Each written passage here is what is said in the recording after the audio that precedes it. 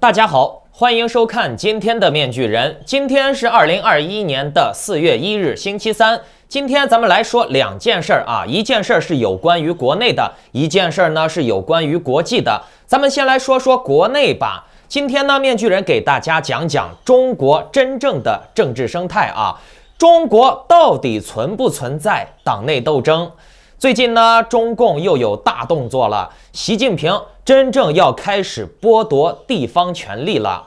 在讲这个新闻之前啊，不要忘记点击屏幕下方的点赞、订阅、小铃铛。今天的节目包您满意。听完了以后呢，觉得满意的请留言打1，不满意的请留言打2。好，咱们进入主题啊。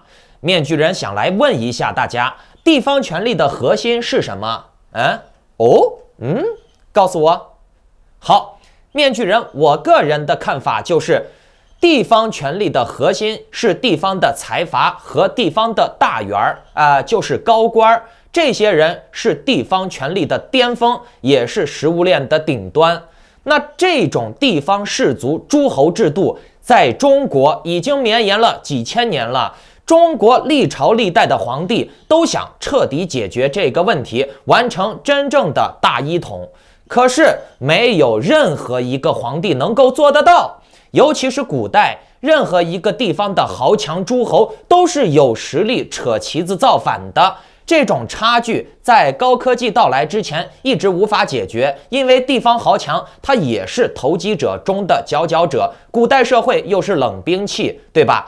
那这些投机者中的佼佼者，他们在认知能力和资源的调动能力上面是不比中央差的，有些地方豪强对当地的控制力甚至还略强于中央。现在的中国地方的官员就和古代的诸侯一方霸主是一样的，所以呢，自古以来，地方氏族和中央都是维持着一个微妙的利益平衡。所谓我帮你管控地方，挣了给你分一点，大家差不多就得了。你要是夺我的地盘，大不了老子扯旗子造反。为什么自古以来中央不敢把地方往死的逼呢？你们知道为什么不？因为地方氏族之间他们也有互相的联系，比如中央如果动了广西，可能福建的氏族就会有一种唇亡齿寒的感觉。福建不但不会帮中央，反而会帮广西造中央的反，这样呢，甚至有可能形成连锁效应，然后呢，就会造成轰轰烈烈的全国造反。所以，地方势力自古以来都是皇帝的眼中钉、肉中刺，皇帝也想要解决，却不敢解决，也没有能力解决。中国犬牙交错的地理划分是历代皇帝与地方势力复杂博弈的结果。其实呢，中国有一点点那种共和制的味道，只不过呢，大家都是心照不宣，口头上还是承认天皇大一统的。那这是在古代，可是呢，时代历史发展到了今天啊，现实不一样了呀。共产党掌握了高科技，比如大数据监控、娱乐洗脑和绝对的军火力量。那这样一来啊，就注定了地方的势力很难再和中央对抗了。所以呢，地方势力现在呢也有一点示威了，有点那种跟底层的屁民差不多，任人宰割的感觉。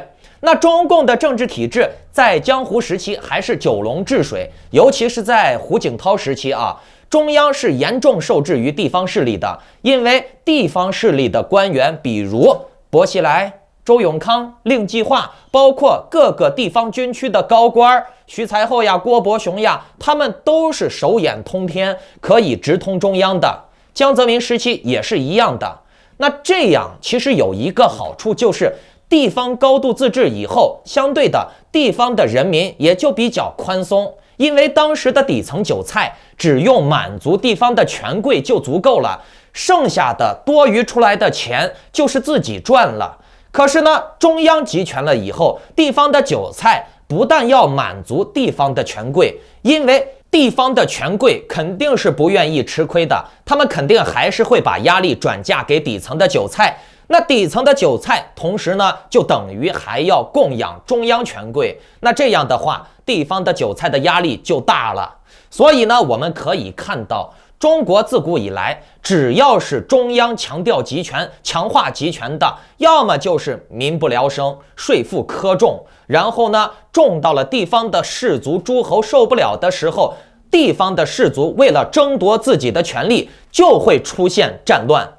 可是到了现时代，发动战乱已经不是那么容易的事情了，而且呢，地方政府的人民好像也是像着了魔一般的高度支持中央扫黑除恶、打土豪分田地。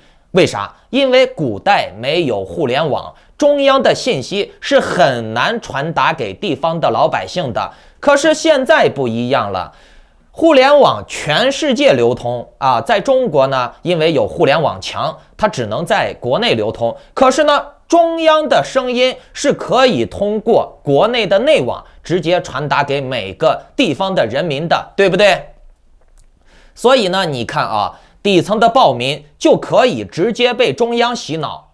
此等暴民呢，他们始终是无脑的，因为他们想不到啊，让一个全国性的黑社会扫了地方的黑社会，以后的社会只能更黑。你们想一下嘛，人家凭啥帮你扫黑呢？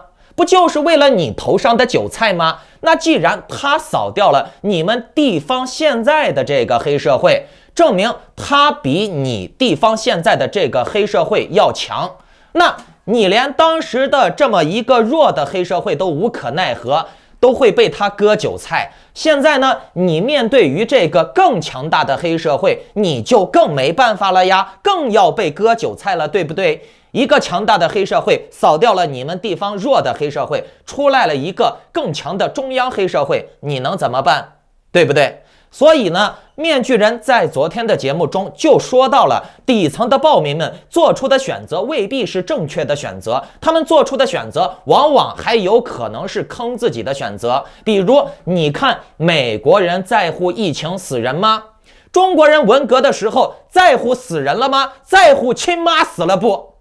台湾的绝青天天当键盘侠，他们有在乎自己的上升空间吗？有在乎自己的就业环境吗？不，他们不在乎，他们反而会在这种仇恨斗争当中越来越极端。所以习近平呀、金正恩呀、商鞅呀，他们就把这些情况看得很明白。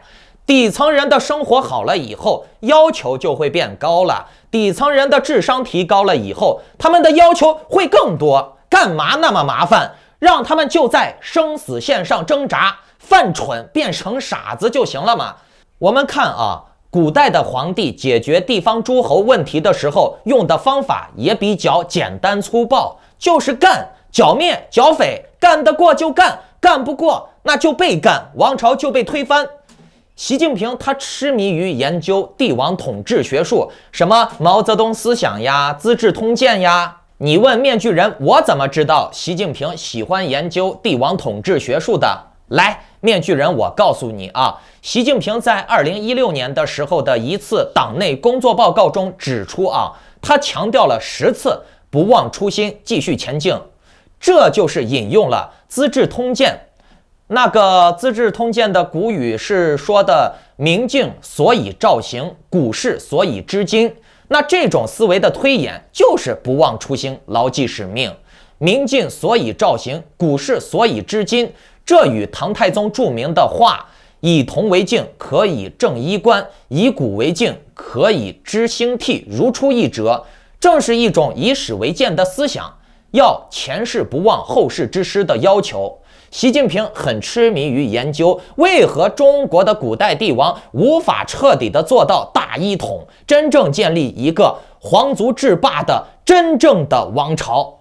习近平不忘初心，指的就是这个皇帝的霸业。千古以来，所有的皇帝都梦寐以求的真正的皇帝制霸的真正王朝，这就是皇帝的初心，这是每个皇帝的初心。懂了吗？所以呢，习近平他就明白，古代帝王的那种硬干地方诸侯可能会有隐患，造成地方诸侯造反。虽然说现在有高科技武器，但是很多地方权贵还是有能力直通中央的。这一干下去，万一出乱子了，现在正值争霸天下之际，后院怎可起火？不可不可，万万不可呀！只能以稳为重。所以呢，你们看这张图啊，近期又有多位70后国企领导空降地方。3月31日，辽宁省第13届人民代表大会常务委员会第25次会议通过辽宁省人民代表大会常务委员会决定任免名单，决定任命高涛为辽宁省副省长。高涛此前任中国电子科技集团有限公司党组成员、副总经理。就在5天前，3月26日上午，浙江省第13届人大常委会第28次会议经审议表决，决定卢山任浙江省副省长。卢山曾是中国电子信息产业发展研究院院长。除此之外，近期还有多位国企领导赴地方省级政府工作，分别有上海市副市长张维，原中国远洋集团副总经理、党组成员；山西省副省长韦涛，原广西北湾国际港务集团党委书记、董事长；江西省政府党组成员任珠峰，原中国五矿集团副总经理、党组成员；重庆市政府党组成员蔡允格，原交通银行监事长、党委副书记；湖北省政府党组成员宁勇，原中国进出口银行党委委员、副行长等。近期，国企、国家科研机构负责人空降地方较为频密，央地官员交流从去年以来已日渐成为趋势，更多领域和行业的人才转岗到政府部门担任领导职务，与政府行政干部形成互补，有利于进一步优化干部整体的结构。多位国家科研机构的负责人转岗到地方任要职，新晋任命的2名副省长都有国家科研机构的工作背景。其中，1969年出生的辽宁省副省长高涛是博士研究生学历，研究员高级工程师，曾任中国电机南方集团有限公司执行董事、党委书记、总经理，中国电子科技集团公司第55任研究所所长。2019年3月任中国电子科技集团有限公司党组成员、副总经理，是中国电子科技集团领导成员中最年轻的一位。2020年，国企系统向地方输出多位70后副省长。大唐集团原副总经理任维于去年4月转任西藏自治区政府副主席。中国铝业原董事长卢东亮于5月转任山西省副省长。7月，中国商用飞机有限责任公司副总经理程福波升任陕西省副省长。9月，哈尔滨电器集团有限公司副总经理谢卫江任湖南省副省长。张文宏被任命为安徽省副省长。由此可见，近年来央地干部的交流已经成为趋势，党政机关与国有企事业单位之间的干部交流已经日渐成为常态。领导干部的选择范围不再仅限于公务员和政府内部官员，而是面向更多的领域和行业的人才。有专家分析，尤其是重要领域的国有企业高管，具有管理才干、市场视角，与专业的政府行政官员形成互补，有利于进一步优化干部的整体结构。习近平他意识到了科技人才的重要性。如果说中国继续这种封建王朝的统治模式，就会导致底层的韭菜看不到希望，不学理工科了。很多人说，哎呀，学那么多的知识没啥用，你看那些研究员呀、发明家呀，他辛辛苦苦一个月拿那么点工资，可是别人考个公务员，找个关系就能当官撸大钱，对吧？那这样的话，底层人就没有学习科技的动力了，都去考公务员了，就会造成科技人才的短缺，那国家实力、国家的科技能力就会严重削弱。所以呢，习近平现在开始画大饼，以后呢，理工科的人也是可以当高官了。这样的话，底层的韭菜就有学习理工科的动力了。你甭管习近平是真要科研人员升官还是假的。再说了，你升不上去官儿，也只能怪你的能力不行。而且呀，你也已经几十年寒窗苦读出来了。你说你不干你的老本行，难不成去搬砖吗？你没得后悔了，对吧？而且呀，这培养科研人才和渔民它并不冲突。你们可以看到，在中国有很多大学生、研究生、博士生，他们在疯狂的爱国呀。这文凭和思想是两回事儿，文凭决定饭碗，思想决定命运。可以看出来啊，习近平削弱地方诸侯权力的方法，并不是古代皇帝的那种简单的蛮干了。我们观察一个细节啊，就是习近平前段时间宣布扫黑除恶结束了，对吧？你们以为是习近平不想继续扫黑除恶了吗？是还是不是？扫黑除恶真的是个好东西呀，可以冠以黑社会恶势力之名，打掉不听话的地方诸侯，以此来巩固自己的权利。为什么不玩扫黑除恶呢？这么好的东西，对不对？如果说习近平现在宣布扫黑除恶结束，就一定是扫黑除恶遇到阻力了，让习近平不得不宣布结束。中国的政治都是桌面下的政治，很多事情是看不清楚的。扫黑除恶这个玩意儿呀，是扫不完除不完的，因为不听话的刺头时有发生，这种人会间歇性的出现，所以呢，扫黑除恶最佳的状态就是维持正在进行时，谁不听话就扫谁。如果说现在停了，就意味着这个扫黑除恶这种事儿弄不下去了，又或者习近平有更好的玩法。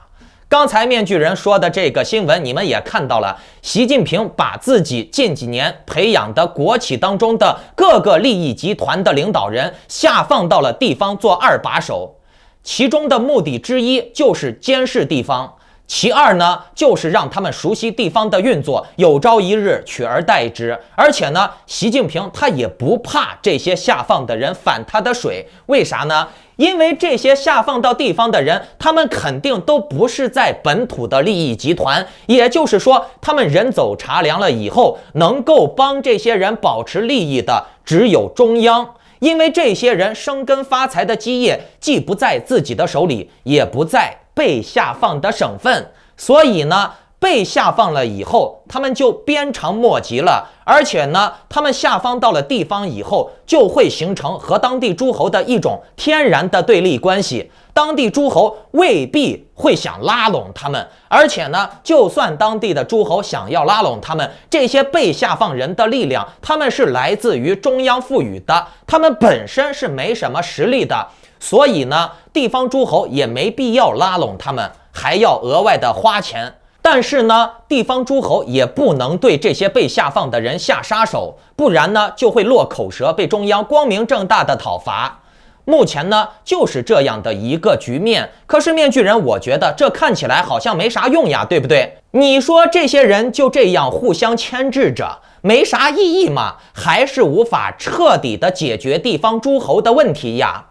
那面具人，我认为啊，习近平安排这些下放的人，也都是投机者中的佼佼者。其中呢，也不乏善于计谋的阴险狡诈之徒，只要把他们扔到那个环境中去，他们就有可能会翻天。所以呢，面具人，我个人认为，习近平下放这些人的目的，并不是说为了直接性的替代地方诸侯，也替代不了。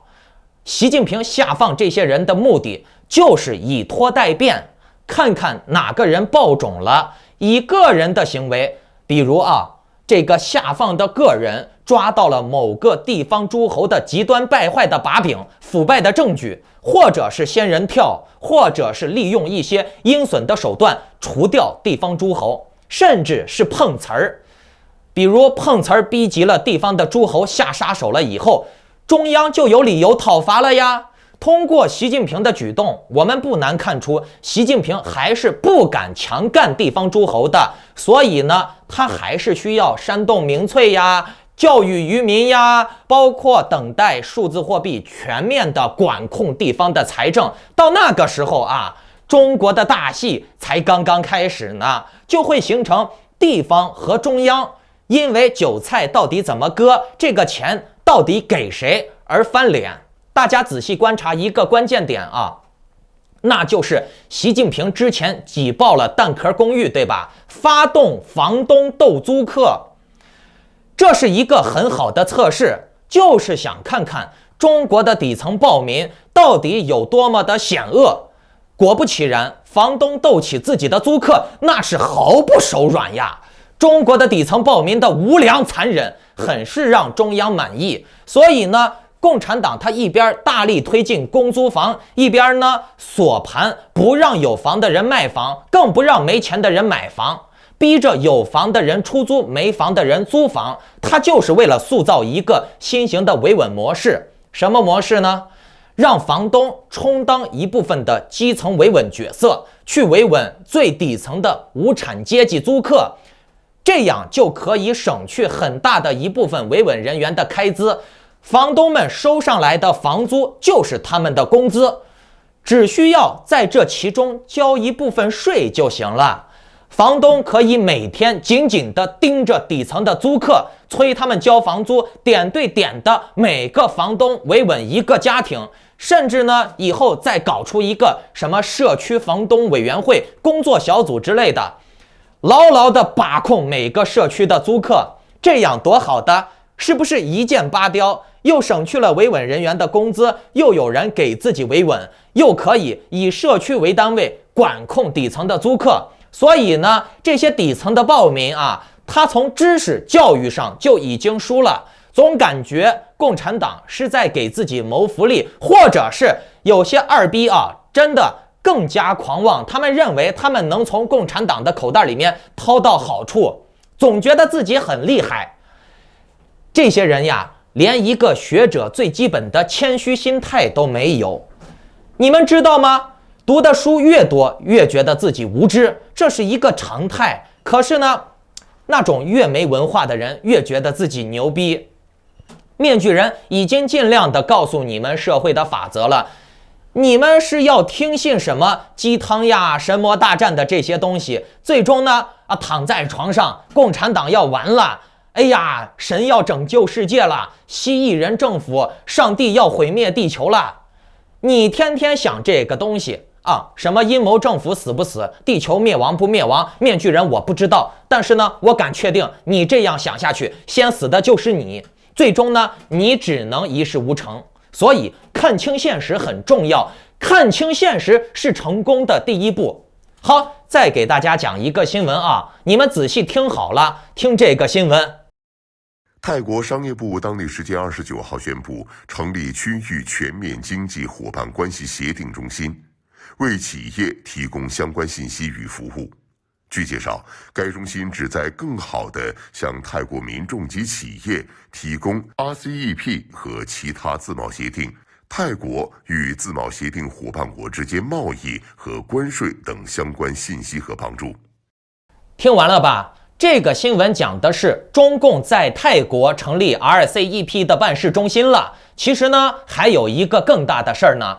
观众朋友们，你们仔细回想一下，面具人最早的谈 RCEP 的节目，也就是几个月以前吧。到了今天，几个月时间过去了，是不是还有很多人认为 RCEP 的这个事情还正处于计划阶段、酝酿阶段呢？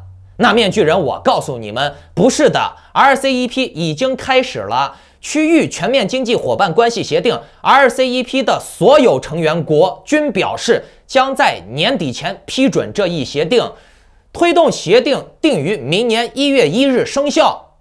到那个时候是正式生效啊！在今年年底之前，基本上所有的收尾工作都要做完，并且呢 ，RCEP 协定要求6个东盟成员国和3个非东盟成员国批准以后，就可以先在这些批准的国家之间相互生效了。目前呢，中国已经完成批准，成为率先批准协定的国家。泰国呢，也已经批准了协定。那这意味着什么呢？ RCEP 可以提前生效，这些国家之中谁先批准了，谁就可以跟中共正式开始勾兑了。泰国的民主也基本结束了，你像泰国的老百姓像香港人那样游行来游行去，最终呢证明没有用，失败了，对不对？泰国它也急速右转，那下来就是缅甸、越南了。缅甸也是玩这种温水煮青蛙的模式。你们看啊，从香港到白俄罗斯，再到泰国，这种底层的民主运动都失败了，这些国家都成功的转变为了集权国家。所以呢，缅甸啊，他学习了中国模式，吸收了中共的统治经验以后，他完全投靠中共，也基本是板上钉钉的事儿了啊！缅甸的革命再拖下去，也是个完犊子。那这个 RCEP 啊，它是全球最大的自贸区，15个成员国，总人口达到22.7亿 ，GDP 达到26万亿美元，出口总额达到5.2万亿美元，均占全球总量的约30%。至此呢，亚洲有中共“一带一路” RCEP 数字货币，欧洲有欧盟，美国呢现在还没有自己的完善的贸易体系，再加上美国的经济疫情受损严重，美国想要翻身难呀。面具人我就觉得，美国他从战后当了大赢家，再到冷战后又当了大赢家，可是呢，一手好牌怎么打到现在打的是稀烂呢？哎呀，现实情况是这样的，咱们把眼界再放开放大，不要总把眼光拘泥于底层，我们打开自己的思维去思考问题。在打开之前呢，咱们来仔细的听听这个视频啊。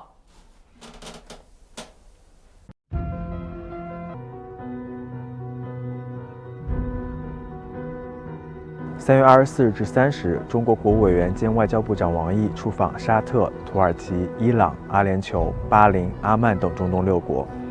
不少中东国家主流媒体对中国和地区国家关系发展作出积极评价，并对中国在地区事务中发挥更大作用给予热切期待。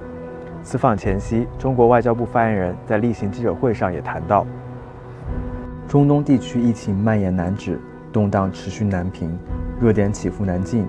地区国家期待同中国加强抗疫和发展合作，深化治国理政交流，乐见中国在地区事务中发挥更大作用。中国与中东虽然相距遥远，但却亲如一家。新华社驻中东地区的记者近日就涉及中国的话题，随机采访了部分当地民众，让我们来听听他们都怎么说。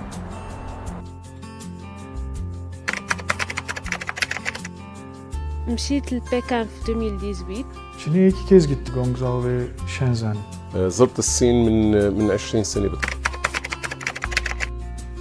باندا أكل الصيني المشهور. سورسل العظيم. فناوری تكنولوجي مثل تليفوناتنا مثل الكاميرات. بحب كثير الصين بعتبرها بلدي الثاني. Çin'i seviyorum. Çinsiz bir dünya ekonomisi düşünemiyorum. طبعا كنبغي الصين. التطور اللي هي فيه دابا تطور ملموح. 看来，在中东朋友们眼中，中国的形象越来越丰富立体，中东人民对中国的好感十足。正如今年年初，国际民调机构阿拉伯晴雨表在中东地区6个国家进行的民调结果显示，当地民众对中国的好感度颇高。去年下半年，被称为阿拉伯世界最大规模民意调查的 Arab Opinion Index 项目也曾发布民调结果，在沙特、埃及、阿尔及利亚等13个阿拉伯国家的2.8万多名受访者中，超过半数民众对中国的外交政策持肯定态度。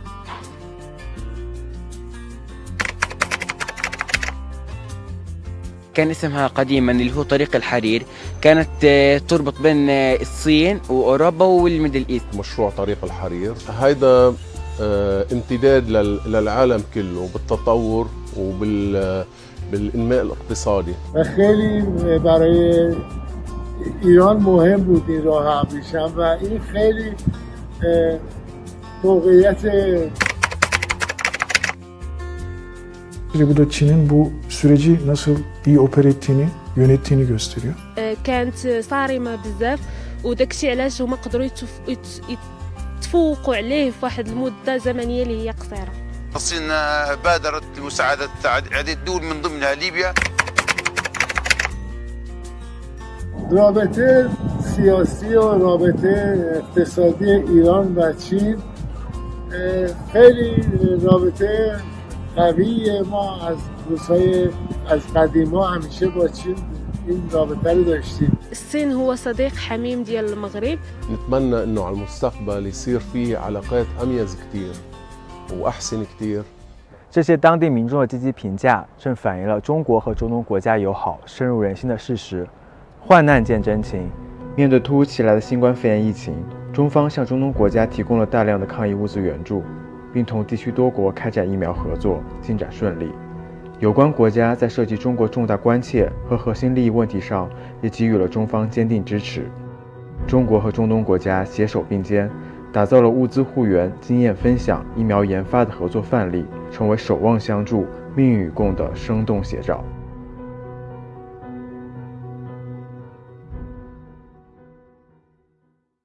听完了吧？为什么这些中东、非洲、东南亚国家会对中国唱赞歌？甚至非洲有些地方开始升国旗，小孩子学习思想。瓦坎达已经开始培养中国队长了。为什么呢？很简单呀，就是因为中国给钱呀，中国给利益呀。你们看，非洲那么物资丰富的，人那么穷的，你仅只用花一点点钱就能收买非洲，就能制霸非洲。你就可以不停地开采非洲的原始资源。可是呢，我们小气的美国就是看不上这个地方，然后非洲就被中共占领了。其实中东、东南亚也都是一样的情况，就是因为美国的权贵不愿意掏腰包，所以呢，美国就很难再进一步发展了。所以呢，美国的 TPP 就建设不起来，舍不得孩子套不到狼嘛。这些民主国家的权贵呀、资本家呀，他们是无国界的，知道吗？他们也不愿意去花钱建设祖国，他们只用维持现状就行了。所以呢，你看美国的这些主流权贵呀，他们买通媒体，雇佣自媒体人宣传什么传统主义好、保守主义好，再宣扬一些没有办法反驳的阴谋论，维持美国现在的这么一个情况。为啥？因为权贵是没有国家概念的。有句话是怎么说的？有钱到哪儿都是爷呀，对吧？我留着钱我自己去用，我自己去国外享受，我为啥要把钱拿出来给国家做贡献呢？所以呢，我们可以看到，任何一个国家，越有钱的人越不爱国，越是底层没钱的人越爱国，越依赖祖国。中国的权贵往欧美跑，欧美的权贵往中国跑，为什么？就是因为他们可以跳脱本国对他们的牵制。欧美的资本家在本土做生意，又不能996，又不能压榨工人，又要考虑人权，又要应对工人工会，那干脆直接到中国搞血汗工厂，对不对？成本又低，效率又高，利润又高。中国的权贵跑到欧美，是因为他们怕自己的钱被共产党收割，所以他们跑到西方国家。咱们仔细观察这类人不管是老外还是中国的权贵，他们的核心驱动力就是保命保财，就是为了钱，就是为了避免本国对他们的牵制。但是呢，欧美国家对于有钱人和人才的吸引力正在降低。美国冷战后建立的精英体制、先进发达、民主人权的国际信誉已经不存在了。聪明人都能看出来，美国实际上也是有着非常浓重的官僚色彩和种族主义的。所以呢，我们在台湾呀，在美国都能看到所谓的民主制它其实是可以被控制的。谁控制住媒体，谁就控制民主。那谁能控制媒体呢？有钱人呀，资本家呀，官僚阶级呀，对不对？买上这些网军呀、博主呀、媒体人呀、主持人呀、电视台呀，给自己做广告，多好的！底层的思想这些屁民的脑子始终都是被遛狗的。底层的暴民他是没有脑子的，就像这次的 HM 抵制事件一样。你看底层的暴民，他在抵制的时候，那叫一个义愤填膺、割袍断义呀，恨不得把 HM 全家都杀了。可是呢，你看HM 道歉了以后，党把风向再一带底层的暴民又认为知错能改，善莫大焉，这是我们学习的好榜样。还有一个事儿呀，就是请再叫我面先知。当时郑爽的事情出来了以后，面具人我当时就判断这个事儿，郑爽可能就是为了唱双簧。为什么？因为要引出人工代孕，要推广代孕的这个概念，郑爽未必会出事儿。哎，你们看，郑爽现在就是没事儿啊，还被洗白了，官方带节奏洗白。从郑爽呀 H&M 事件，我们都可以看出来，底层他是没有脑子的，底层的思维完全是顺从于中央的风向带节奏。那么既然这样的话，独裁和民主也就没什么大的区别了，谁掌握住喇叭，谁掌握住媒体，谁就掌握了洗脑权，谁能洗脑，谁能得天下。准备好了吗？大家好，郑爽和张恒这个2000万的诉讼案啊，就是一审的时候是完全支持这个郑爽的诉讼，是吧？然后张恒不服嘛，然后就是上诉，上诉之后呢，二审呢是维持原判。你欠人这个2000万肯定要给。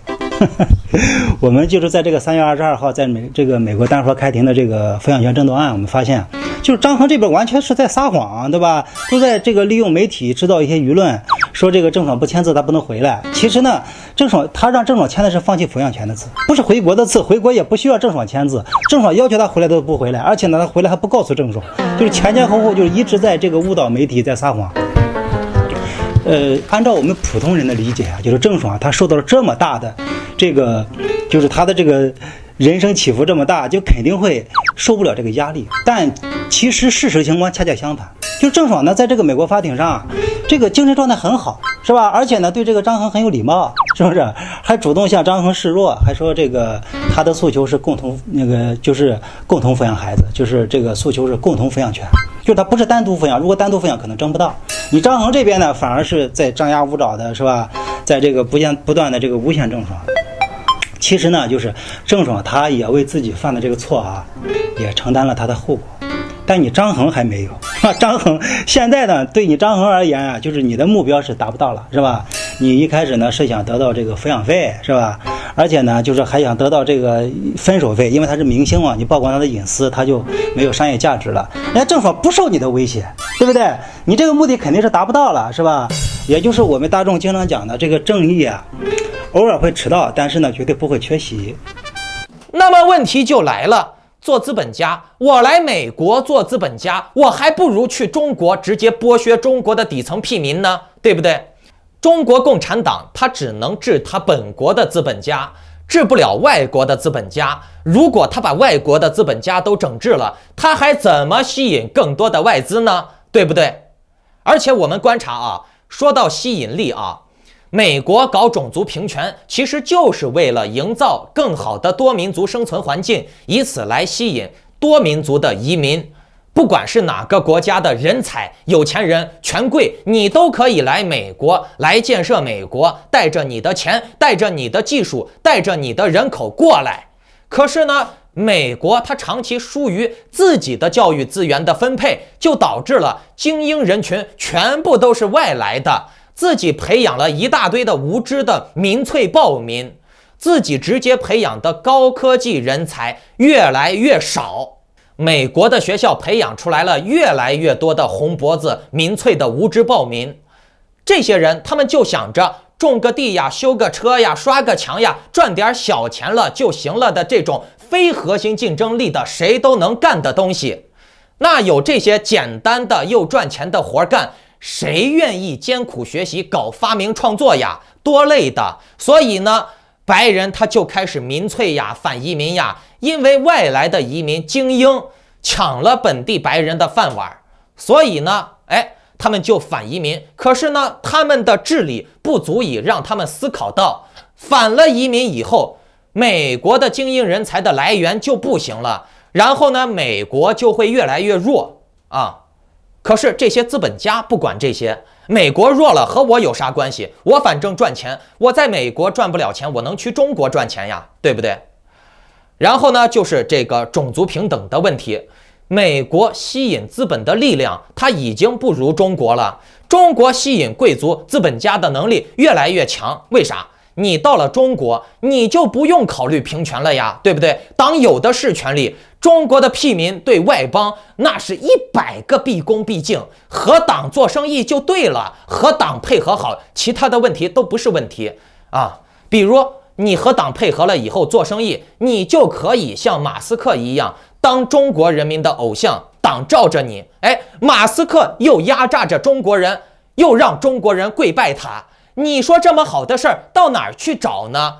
何必我花钱去美国受种族歧视，我花钱去美国受气呢？对不对？有钱到中国当爷，天上人间美女美酒，实在不行玩死几个小姐都行啊！把这小姐玩死了以后，最多就报个什么酒精中毒呀、脑中风什么的，然后呢再把她的器官捐献了啊！这就是弱肉强食的社会。你不得不承认，面具人，我告诉你啊，这些权贵呀、富豪呀，他不会把底层的人当人命看的。就像你路上踩死了一只臭虫，你会哭吗？不会吧。这些特权都是那些在民主国家生活的那些资本家啊无法想象的。